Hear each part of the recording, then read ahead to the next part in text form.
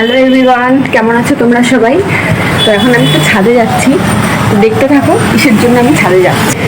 আজকে প্রচণ্ড গরম পড়েছে আর গাছগুলোর অবস্থা দেখো, কালকে রাতেই জল দিয়েছে, তাও দেখো গাছ শুকিয়ে গেছে একদম। আর আমার ছেলের অন্নপ্রাশনের 1 মাস পরে একটা করমচা গাছ এনেছিল, এই যে এই গাছটা।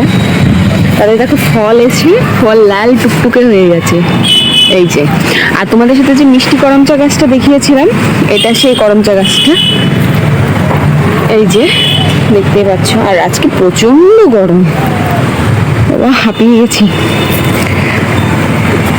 এই যে দেখো গাছটা, যেটাকে পারবো পেরে আমি খাবো। আমার এই টক করমচা খুব ভালো লাগে, ছিললাম। আর এই যে গাছটা দেখতেই পাচ্ছ, এটার 5 ইঞ্চি একটা টবে বসানো। আর এই গাছটার মাটিটা তৈরি করেছিল জৈব সার দিয়ে। ফলের গাছে একটু সার না পড়লে ফল ভালো হবেও না। আর গাছটা দেখতে পাচ্ছ কতটা মোটা, মোটামুটি ভালোই গাছটা বড় হয়ে গেছে 2 মাসে। আর এটা হলো গিয়ে লাল করমচা। টক করমচা 2 রকমের, একটা সবুজ আর একটা লাল। আমাদেরটা লাল করমচা, আর এর কাণ্ডটা দেখতেই পাচ্ছ লাল। আর এইটার পাতাগুলো একটু অন্যরকম, লম্বা লম্বা হয়, আর সবুজটার পাতা আর একটু আলাদা হয়। আর এই গাছটা দেখতেই পাচ্ছ কতটা বড় হয়ে গেছে। আর আমরা এতে কোনো রাসায়নিক সার ব্যবহার করি না। তো দেখো ভিডিওটা তোমাদের কেমন লাগছে কমেন্টে জানাবে। তো এখন করমচাটা নিয়ে গিয়ে খাবো, তো চলো।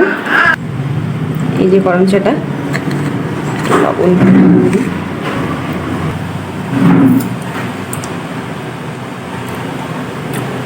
দারুণ।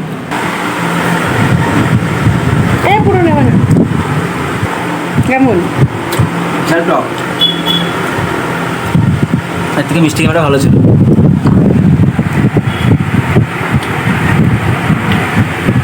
বিশাল টক, আমার খুব ভালো লাগে।